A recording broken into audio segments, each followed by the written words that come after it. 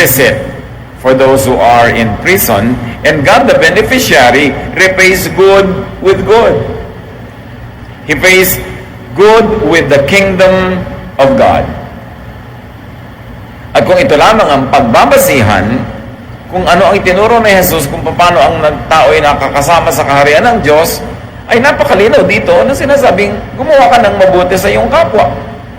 At ang magiging gantimpala mo sa Diyos ay pagkakalooban kanya na maging bahagi ng buhay na walang hanggan ng Kingdom of God. Colossians 3:24 to 23 to 24, God will repay each person according to what they have done. Napakahalaga ang paggawa ng mabuti. Napakalaking pagtatalo ng mga theologians, yung salvation by works ba yan o salvation by grace. But whatever your stand is, and there seems to be verses that would support both stands, malinaw ang mga itinuturo ni Jesus, at least sa verses na pinag-aaralan natin ngayon, napakahalaga ng paggawa ng mabuti dahil ito'y sinusuklian ng Diyos ng kabutihan, kagandahang loob, kasama na ang kingdom of God. God rewards good for good. And that we should imitate God and Jesus in rewarding good deeds, in rewarding doers of good. Ephesians 5:1, follow God's example.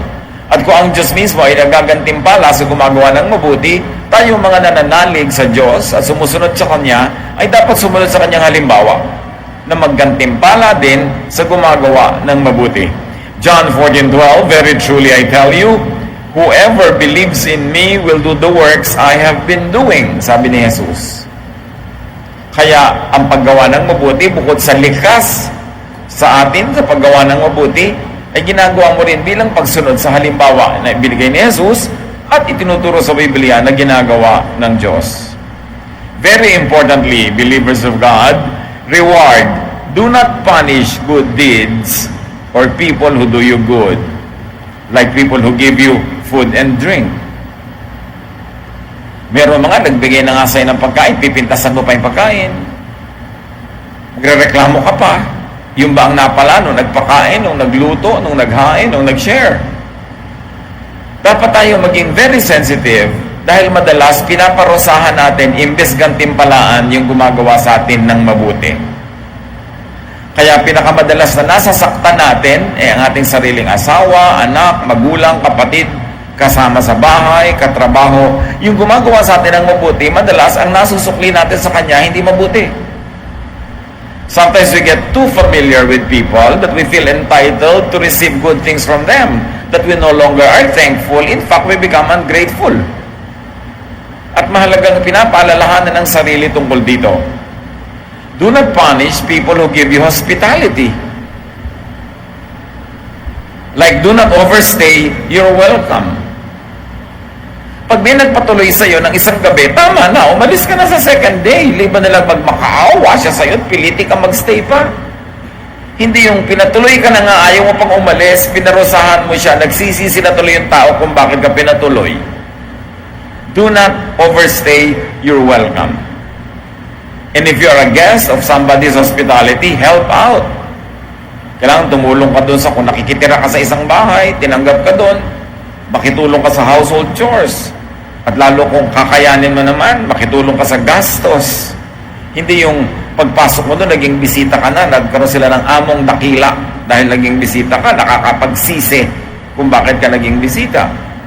And do not have your own guests. Meron naman, pakain na nga siya, may bit-bit pang another pakain.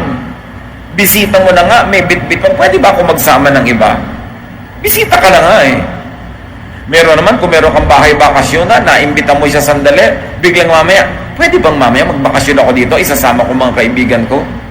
Iniimbita kita, pero wala kang karapatang mag-imbita ng mga kaibigan mo. Pero maraming ganong tao, abusado. For having been invited, they punish the one who invited them by extending their stay, by abusing their stay. And of course, still with hospitality, do not unilaterally renew the invitation. Pag minsan kang naimbita sa isang bahay, sa isang lugar, sa isang okasyon, hindi automatic na lagi ka na lamang naimbitado o ina-expect mo, imbitado ka uli. Your invitation is only good for one event. Hindi ko minsan ka na-imbita sa birthday celebration ng isang tao, tuwing birthday niya, nandun na yung mukha mo kahit hindi ka imbitado. Minsan lang yung parang ticket, good for one entry. At kailangan maghihintay ka na imbitahin ka uli. Huwag nating parusahan yung mga tao na nagiging mabuti sa atin. Do not reward, do not punish, rather even reward good people who give you clothing and who give you care. Do not abuse. And people who pay you a visit. Mga kapatid, kahit tayo ay may sakit, kahit tayo ay nangangailangan, pag dinadalaw tayo ng mga tao, we should reward them, not punish them for visiting us. Paano mangyayari yun? Be your cheerful side. Hanggang kaya mo maging cheerful ka, and do not saddle your visitors with too many complaints. Nagbi-minister ka rin sa bisita.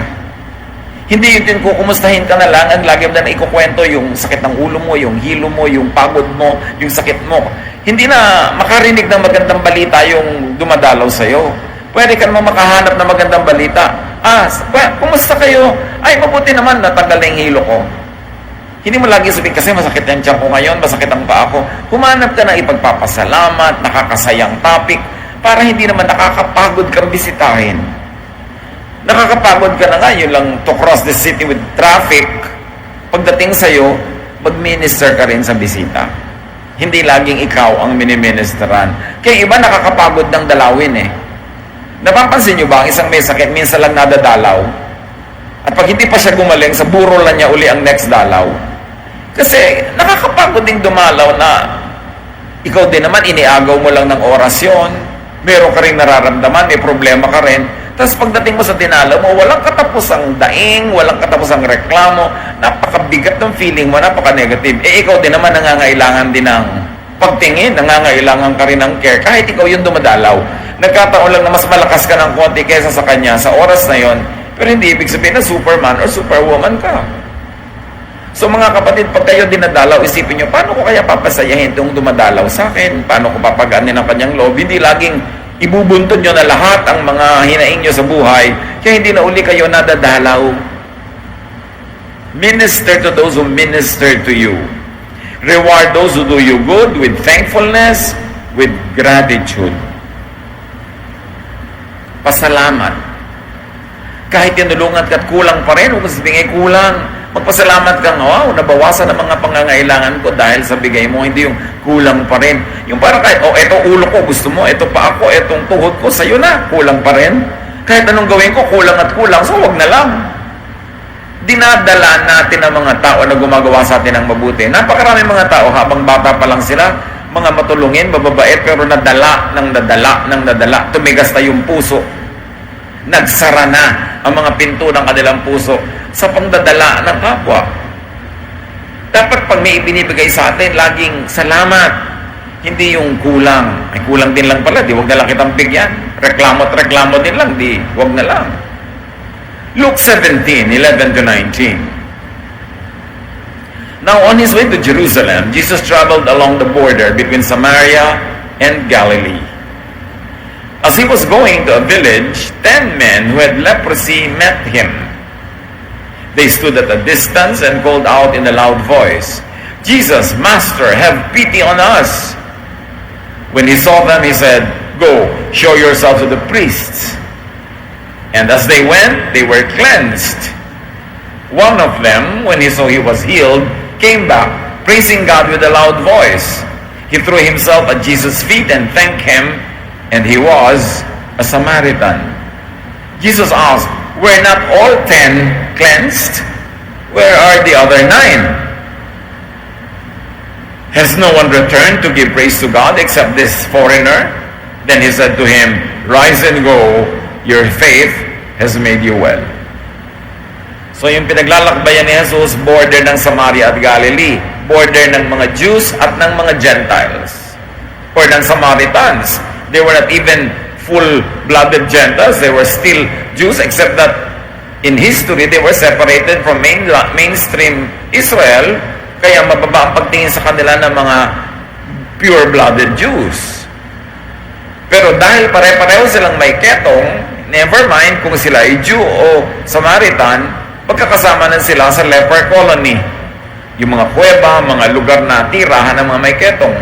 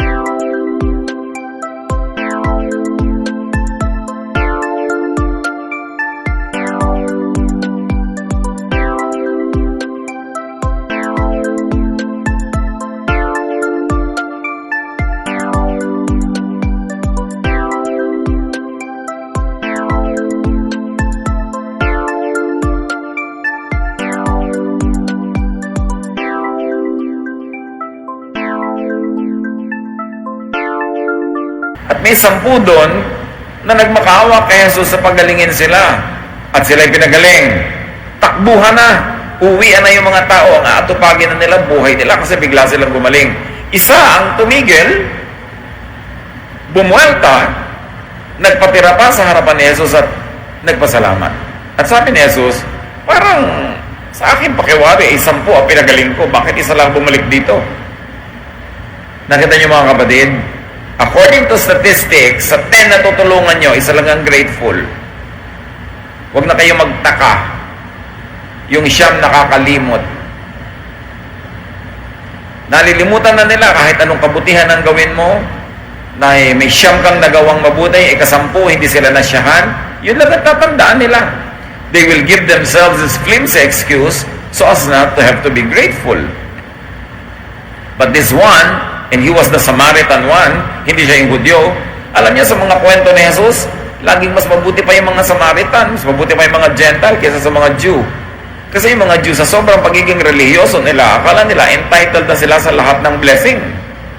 At pag nabe-bless sila, hindi na sila grateful.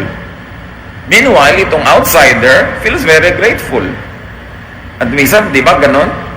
Tulong ka ng tulong sa pamangkin mo, naubos sa lahat ng kabibigay mo, hindi pa rin grateful. Kasi iniisip, pamangkin naman niya ako, di tulungan niya ako. Entitled naman ako sa tulong niya. Kaya madalas, mas mainam pantulungan ibang tao mas tumatanaw na utang na loob kaysa mga sarili mong kamag-anak. Kasi yung mga kamag-anak, they feel entitled. Feeling nila, dahil kamag-anak sila, duty mo silang tulungan, hindi sila masyadong thankful. So itong hindi kamag-anak ni Jesus, hindi ka lahi, siya pa yung nagpasalamat. But the lesson is, be thankful, be grateful, and be expressive. Nagpatira pa siya, hindi basta thank you lang. Talagang with feelings ang kanyang pagpapasalamat. Napakaraming ganyang tao. Isa pang paalala is to reward people who do you good with whatever you could give in return.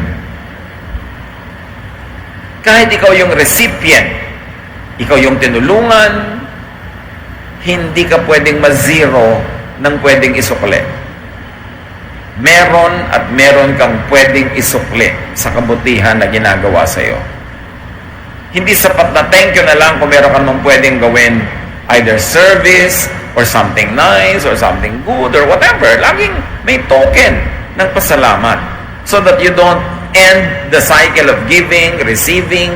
Because when you receive and you give back thanksgiving, gratitude, and a gift, papaandarin mo uli yung makinarya para mag-give siya uli sa'yo, nagbigay ka uli. Non-stop yung cycle of giving. Pero pag binigyan ka, tinanggap mo, wala ka nang ginawa, tapos na, wala nang interaction. Hindi na tuloy-tuloy yung cycles of blessing. Acts 16:13-15, we sat down and talked with the women who came. One of them was Lydia, who sold expensive purple cloth. Then, after she and her family were baptized, she kept on begging us, if you think I really do have faith in the Lord, come, stay in my home. Finally, we accepted her invitation. Ito yung babae na tumanggap sa Panginoon, tumanggap ng bautismo, at bilang ganti, naging hospitable naman siya. Ipinagpilitan niya na sa bahay niya magtira yung mga missionaries. Nagawan siya ng mabuti, nadalan siya ng salita ng Diyos, nakatanggap siya ng katotohanan, at siya ay nakatanggap ng bautismo. Ang ganti naman niya, iba, i-house niya, papakainin niya, aalagaan niya yung mga tao, kasi hindi naman uso yun ng mga hotel nung araw. Napakahalaga yung ministry of hospitality. So she received something from the man of God. She gave back something. Galatians 6:6, share every good thing you have with anyone who teaches you what God has said.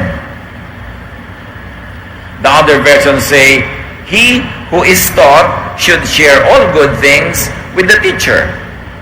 At yun ang ginawa ni Lydia. Importante yan. Hindi lang thank you ng thank you.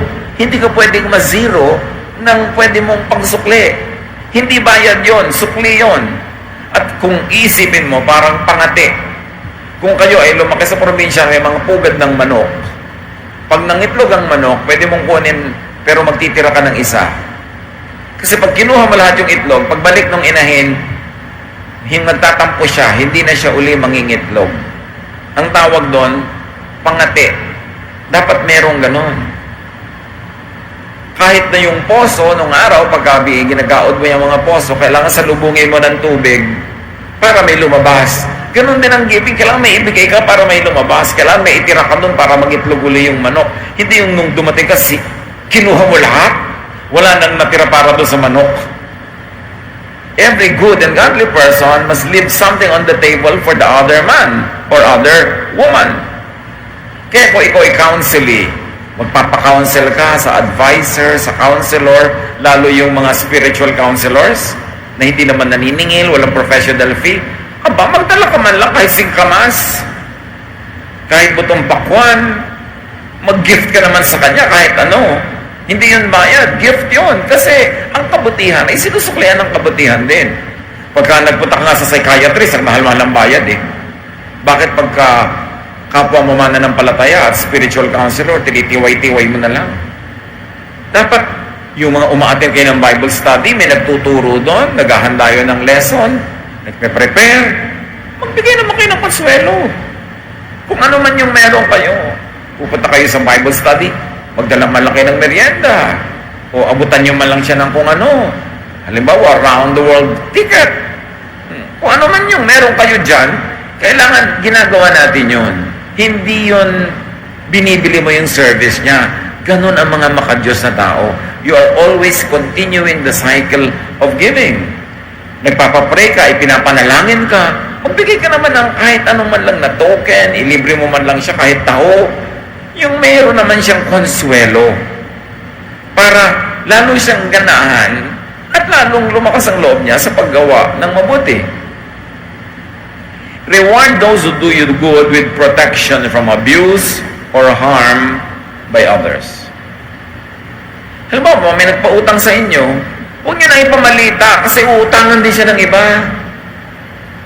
Pag may tumulong sa inyo, nagbigay, huwag nyo na ipagkalat kasi lalo lang siyang puputaktihin ng mga manghihingi. Protect people who do you good. Kung minsan, iniligtas ka niya sa isang masama, binigyan ka ng advice. Ibibisto mo ba na siya ang nag-advise? Napapahamak pa siya kumisan. Mark 1:40-45, a man with leprosy came to Jesus and knelt down.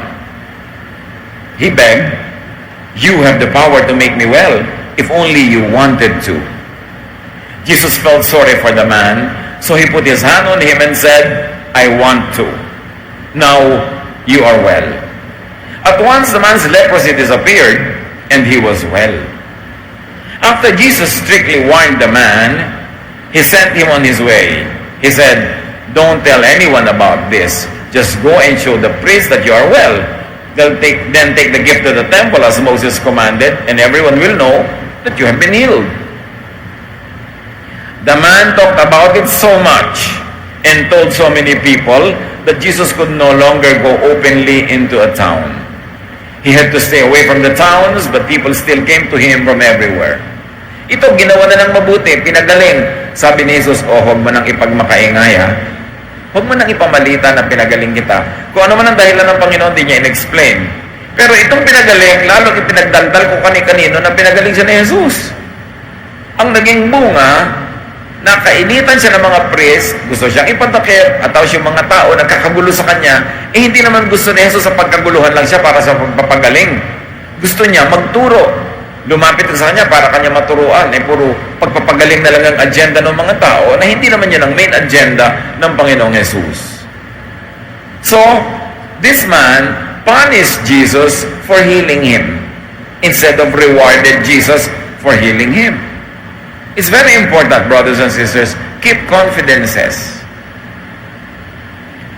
Kung minsan, bagong-bagong member ka ng isang congregation, hindi mo alam kung sino doon yung mahilig mangutang, mambiktima, mang 1, 2, 3. So may ali-aligid na sa'yo ng mga gustong mambiktima. Merong isang concern. Sasabihin sa'yo, alam mo sister, bago ka lang dito, pero bibigyan kita ng warning, ha? Huwag ka munang masyado magtiwala sa mga ganito, ganon-ganon. Tapos ibibisto mo, alam mo, sabi, sa akin, huwag daw ako magtitiwala sa'yo. Ginagawa ka na nga ng mabuti, guguluhin mo pa siya. At maraming ganong tao, hindi marunong magsukli ng kabutihan for kabutihan.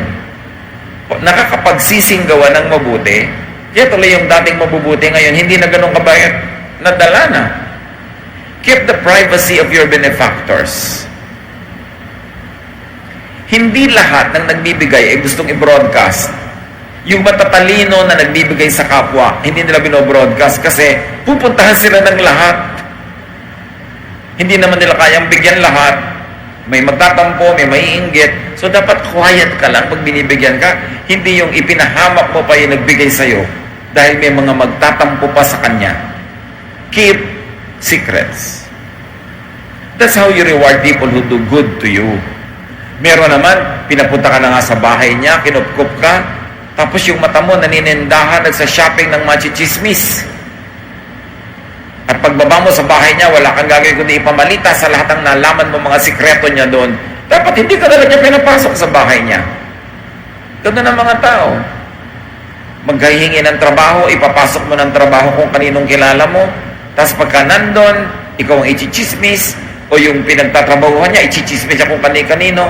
Hindi marunong gumawa ng mabuti bilang sukli.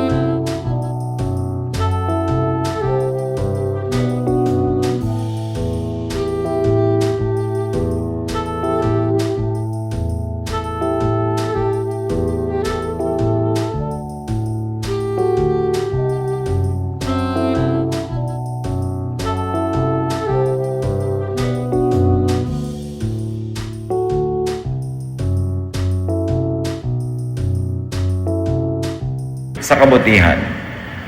Kaya napakahirap yung mag-recommend. Merong nangangailangan ng trabahador, may nangangailangan ng trabaho, ikaw mag-recommend. Mamaya parehong yung dalawang yun, ikaw ang sinisisi. Yung pinagpasukan mo naman sa akin, walang kwenta.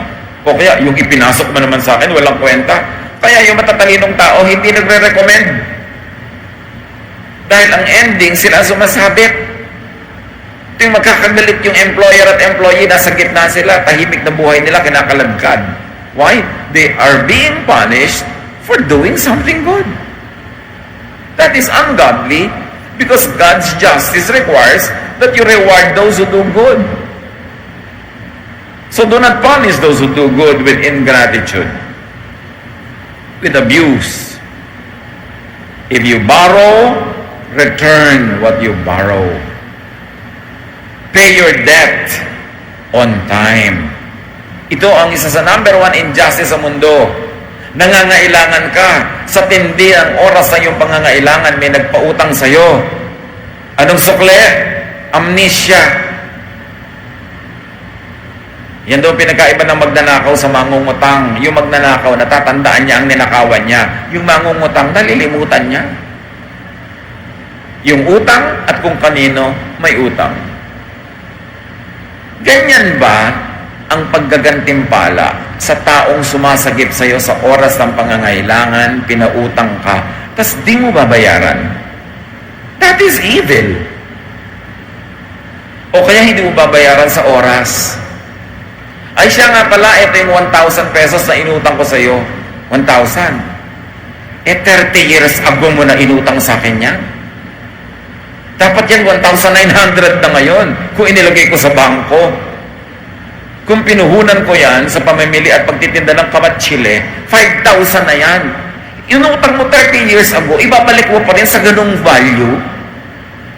That's how you reward me for doing good.